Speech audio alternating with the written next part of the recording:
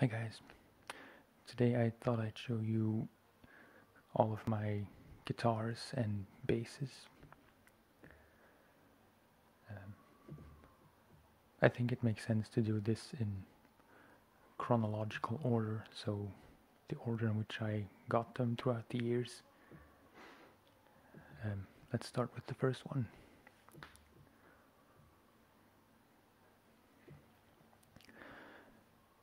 This is a Rodriguez classical guitar.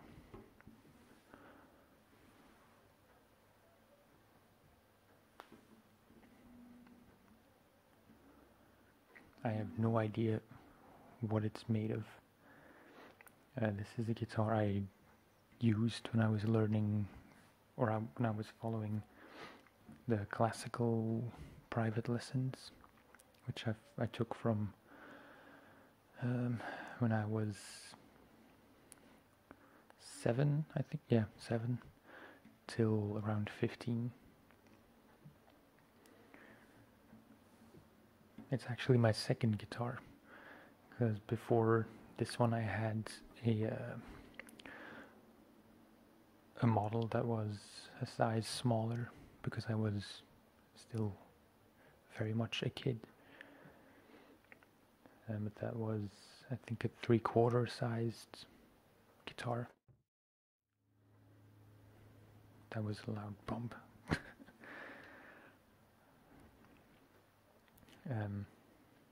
So, assuming most viewers aren't really interested in guitars or familiar with them, I thought I'd do kind of a basic anatomy as well. So this big part is the sound box, or the body, and this part is the neck, and the neck is usually made of, well, two main bits, being the actual neck itself, the wood on the back, and the fretboard, which is the darker strip of wood that's glued on the top of it. Then these are the tuning gears, or the tuning pegs.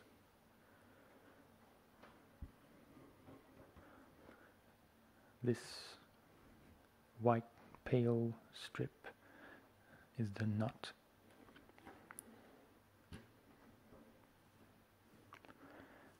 This is the sound hole through which the sound comes. I think that makes sense. These metal strips, or metal bits of wire, are the frets. And this dark bit of wood is the bridge, which also has a nut in it.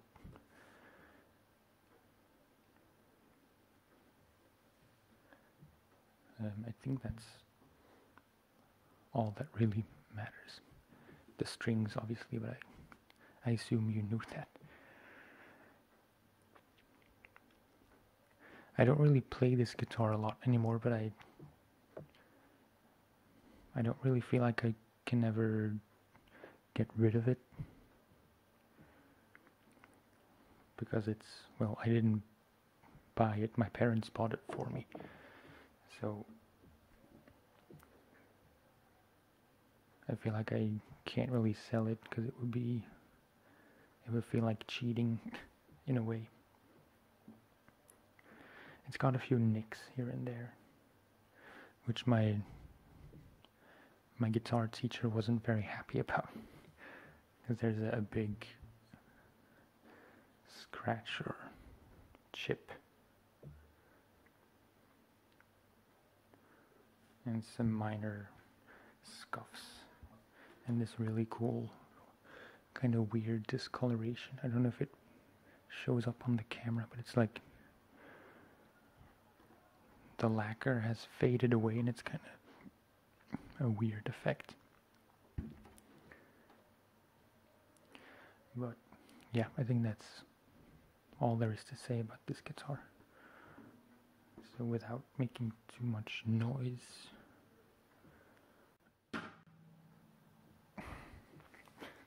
what did I just say?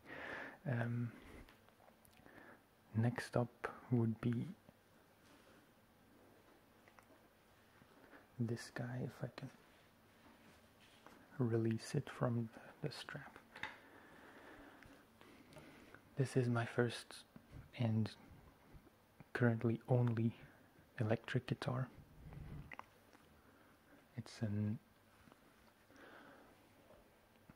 Epiphone SG, a G400 to be specific.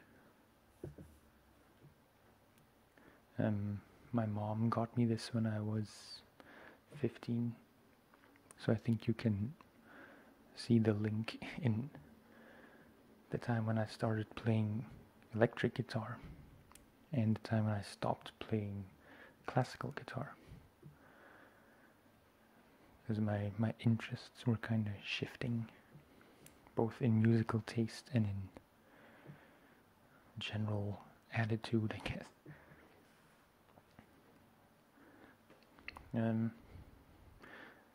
It basically has the same parts as the other guitar, but with a few differences, because now this is a two-piece bridge, so this is the actual bridge part where the strings rest on, and this bar just holds the strings in place.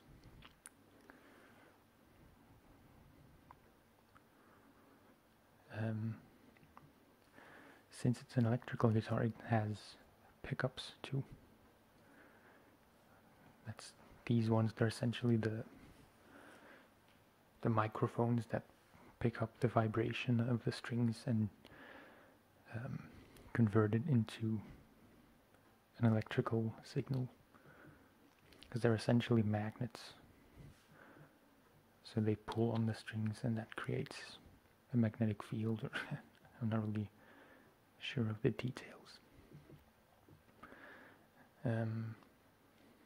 These are the knobs. These two control the volume. This one controls this. No, wait, I'm not even sure. This one controls this pickup's volume, and this one controls this pickup's volume. And two tone knobs, which they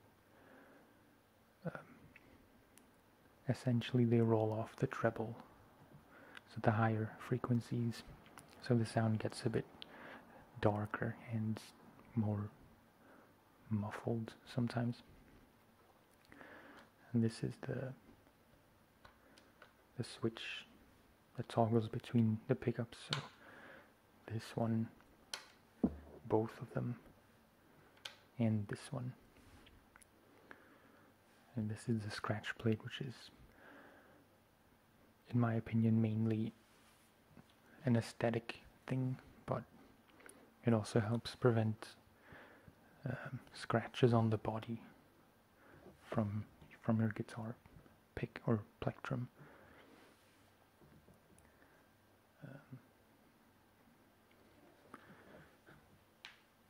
One tiny difference is that on the neck here, this pale strip of plastic is called the binding, and that's also mainly an aesthetic touch.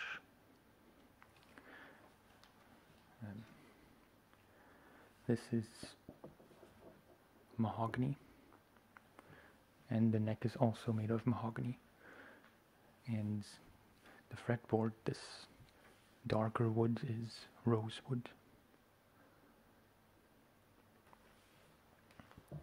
And these trapezoid shaped things are called the inlays. And on fancier guitars, they're made of precious materials like abalone or mother of pearl, but I'm pretty sure this is just plastic. because it's a fairly cheap guitar. And it has this matte finish, which I really like, because it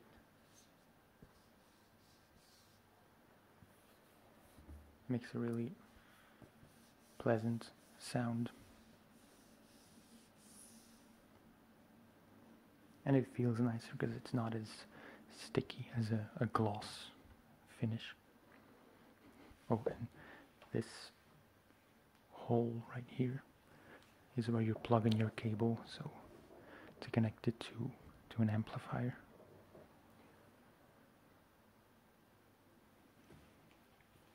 Also, I'm not sure if my classical guitar has this, but most guitars, unless they're really old, they have some kind of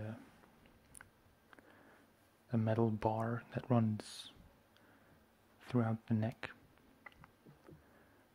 and that helps stabilize or counter the pull of the strings, so the neck stays at the right angle. Because strings actually have a lot of force on them. They exert a lot of force on the neck. So the truss rod is what the bar is called. That prevents the neck from bowing this way because of the tension of the strings. Okay, I think that's all for this little guy, except for the sticker. I don't really know when I put that on, but yeah, I probably in my teens somewhere, because that's what you do with guitars when you're that age. You put stickers all over the place. But I'm trying to resist doing that because I usually end up regretting putting stickers on guitars.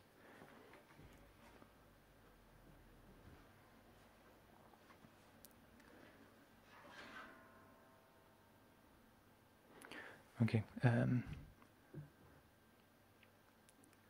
think I should do the guitars first and then the basses. So there's a minor fault in the chronology, but this is my latest acquisition. I got this in 2014, I think, or 2013, I'm not really sure. This is also an acoustic guitar, but it has steel strings. That's one detail I forgot to mention about the classical guitar, is that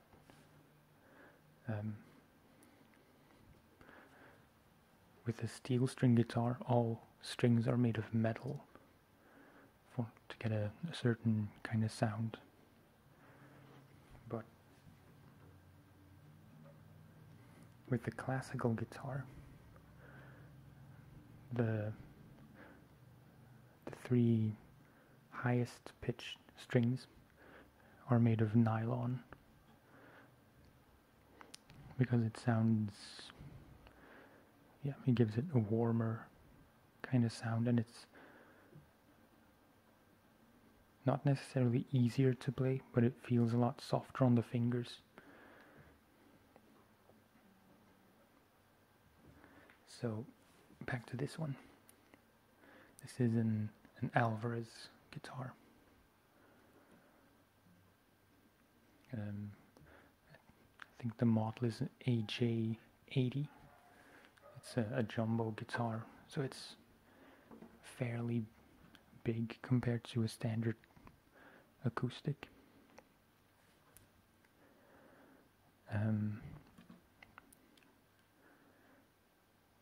Yeah, not really that much to tell you about it, but I really like this guitar. It's usually whenever I pick this up and play with it for half an hour or so, I tend to come up with new ideas for songs just without even trying. It just has a a really nice sound. Hopefully this isn't too loud, but it's a very bassy guitar because of the size. Again, this one has the binding, which is maybe a bit harder to see because it's all pale wood. Speaking of woods, this top part is made out of spruce. Yeah, it's a solid piece of wood, which is important instead of multiple layers glued together, because that supposedly adds a lot to the sound, but opinions are kind of divided about it.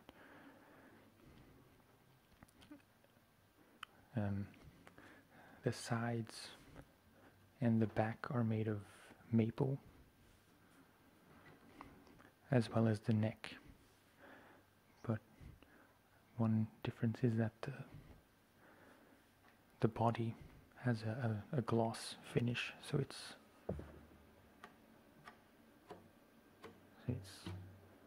kind of sticky,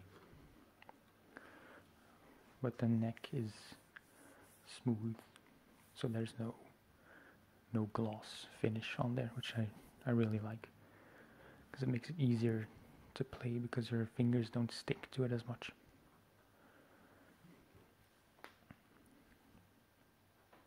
Pretty sure the bridge is made of rosewood, and the fretboard is also rosewood. And it has this really simple but elegant inlay at the 12th fret. I don't know if you can see. It's like I don't know what it is, but just some kind of emblem thing. And it has this ring around the sound hole. It's called a rosette. And it's made of either abalone or something that looks like abalone. I don't know if it picks up on the camera, but it's kind of has a lot of different colors in it.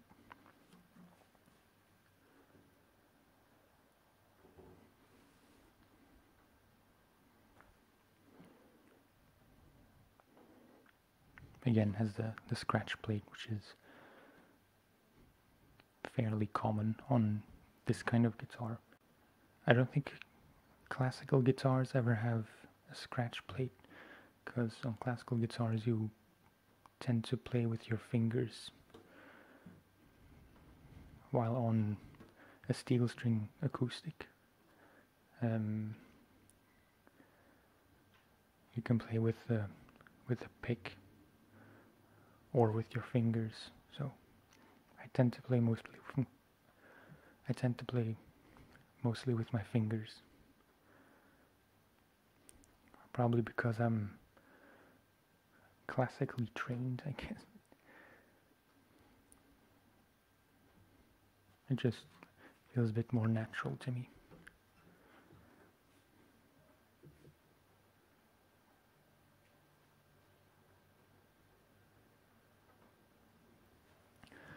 Alright, now we're getting to the basses.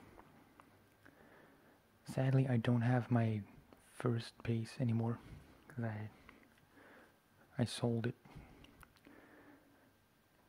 which I kind of regret, but I found one just like it. But first, we have to get to the beast.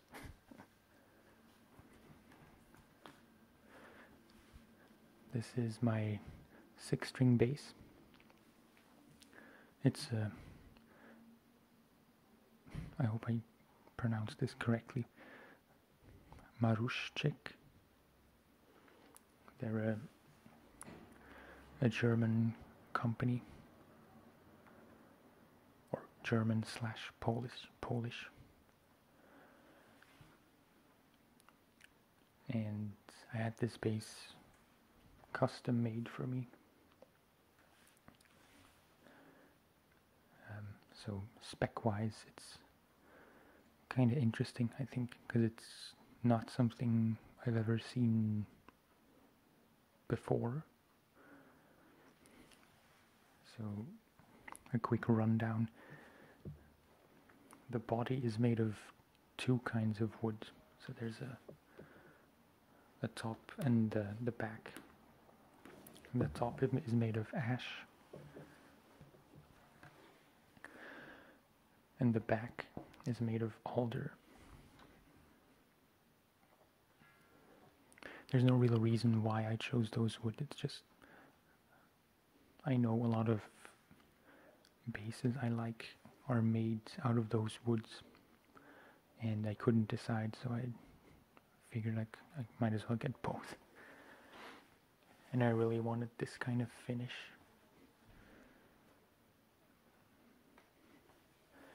Because my girlfriend's brother has a bass kind of like this. It's the same brand, and he also had his bass custom made for him. There are people in the hallway. I hope they're not being too loud. But he had this natural finish, which I really like, but his bass is blue, so it looks a bit different. Then the neck is made of maple, and the fretboard is made of rosewood.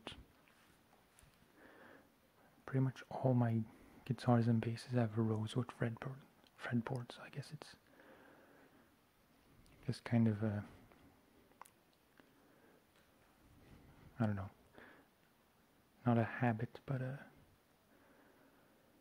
something I'm used to feel-wise and look-wise. It has a volume knob, this top one. This knob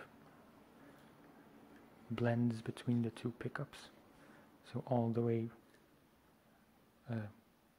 clockwise is this pickup, and all the way counterclockwise is this pickup. And there's a little notch in the middle, so I guess it's with a magnet or something, I don't know. But it has a notch, so you know what the center is, so they're both equally powered, I guess. And then this is the tone knob, which, like on the electric guitar, just takes away some of the high end. And it also has I hope that's not too loud. It has you can pull this knob out to get a slightly different sound from this back pickup.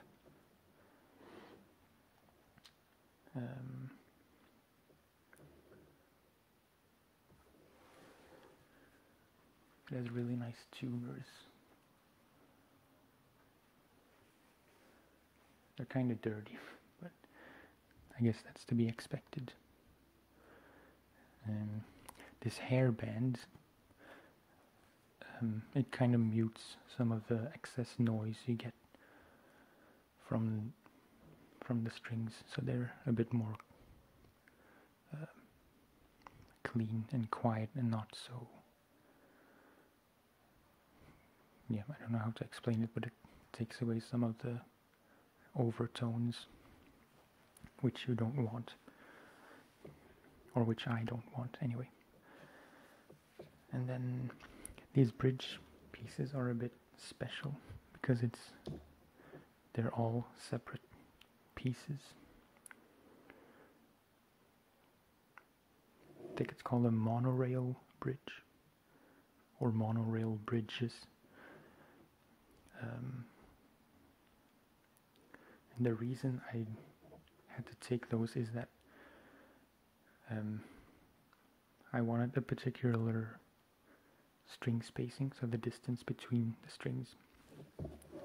Because usually on 6-string basses, the strings are a lot closer together than on a normal bass.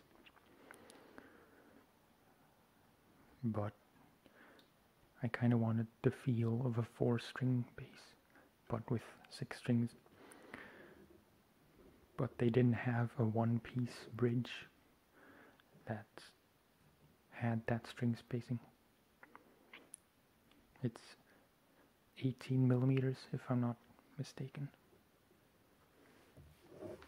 And lastly, I also asked for this X inlay for maybe kind of a silly reason. But, back in those days, I was kind of heavily straight edge. Such a stupid term, straight edge. But yeah, I've been not drinking alcohol for almost 7 years now. And nowadays nowadays I just consider it as not drinking rather than straight edge, because it's kind of a term with a lot of connotation for some people, and even though that shouldn't bother me, it kind of does, so I stopped calling myself straight edge, but just someone who doesn't drink. So yeah, this X was to represent that, but if I'm really honest, if I could have this bass made again, I would not ask for that inlay. I would just keep the whole fretboard bare.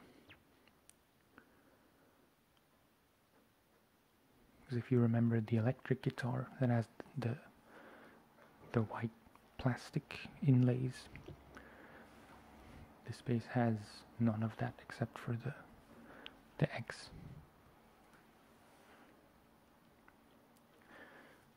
Alright, I think that's it. It came with this very nice strap, which is really comfortable. And it really needs to be comfortable because it's quite a heavy bass.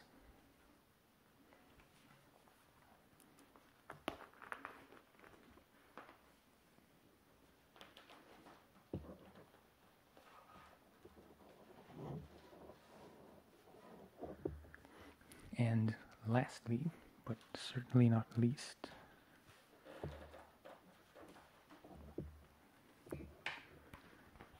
is this bass. It's my,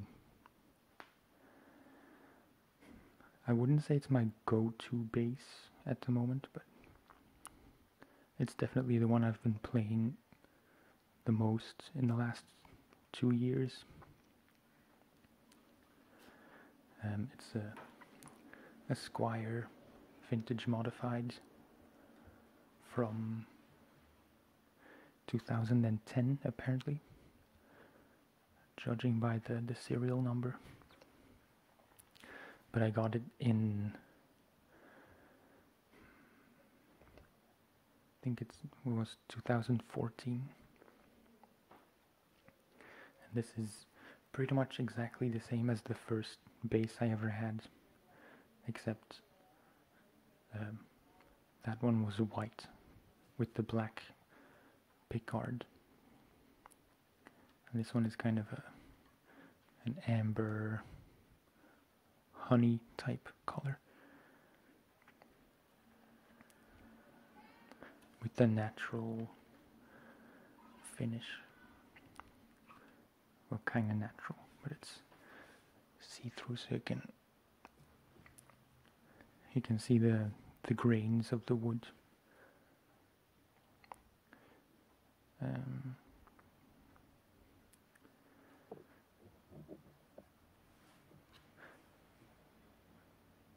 Woods-wise, the body is made of maple, as well as the neck. And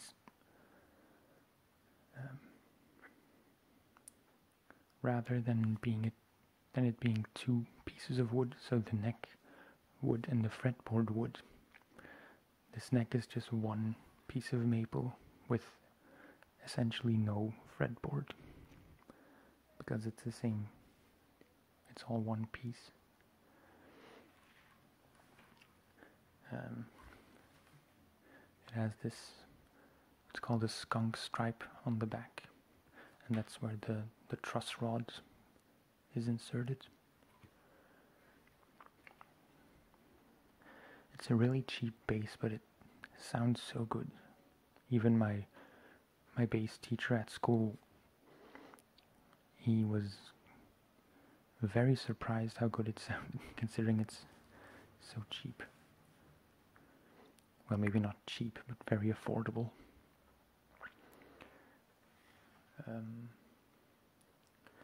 I did change a few things about this because usually it's these two knobs are the same. So this black one, if you can see, this black one was also one of those knobs, but I changed it to this what's called a chicken head knob, because I kind of like the look of it, and it's easier to see where it's set.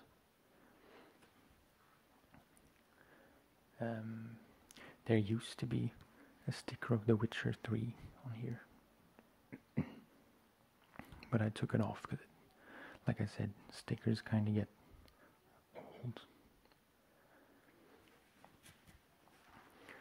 And the biggest change I made to this is this tuner. I switched that out to a hip shot extender key, and what that does is it has this, if I can show it, has this lever that you can switch or flip.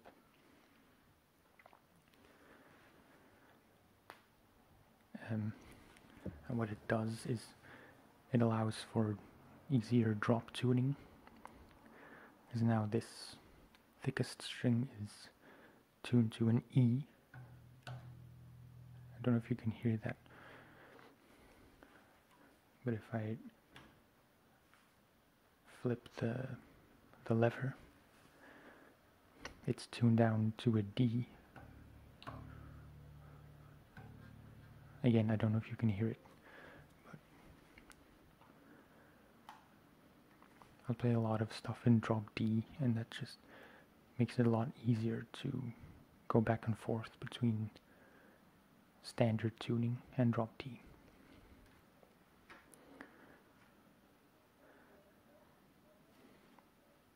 Speaking of tunings, maybe I should have explained that when I was talking about my 6-string. But typically in standard tuning, a bass is tuned to from thickest to thinnest string E, A, D, and G. But on a 6-string, they added one thicker string, which is tuned to a B, and one thinner string, which is tuned to a C. And sorry if this doesn't interest you at all, or if it's kind of confusing. It's not really that important for the video, I just felt like clearing it up.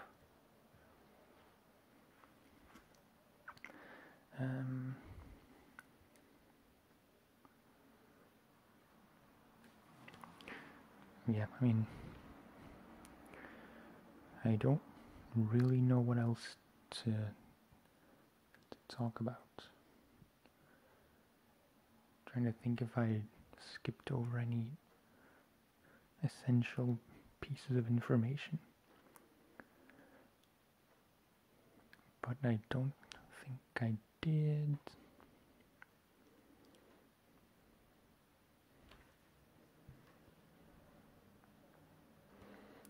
It also has this the glossy finish.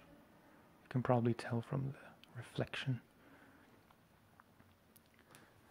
But the back of the neck is also smooth wood.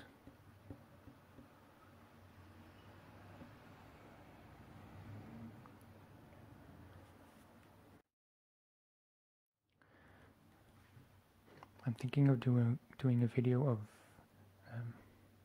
a guitar or bass restringing,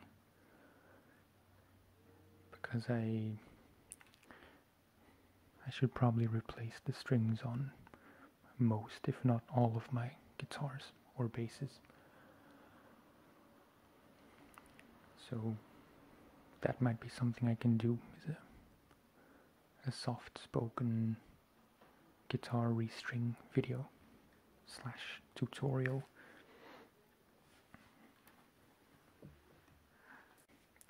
Okay, I guess that's all there is to talk about today.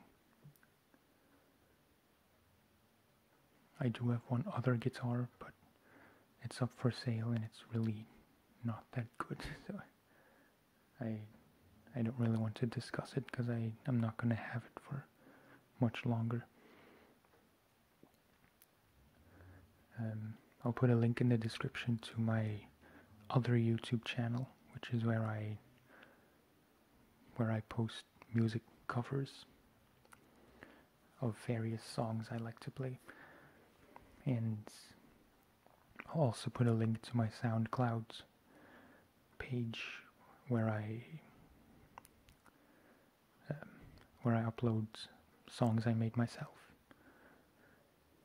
They're not that many, but I wrote a few songs in the last half year or so. Some for school and some just for myself. Okay, I'm not gonna stretch this video out any longer, so I hope you enjoyed this video. I thank you for watching as always, and I'll see you next time.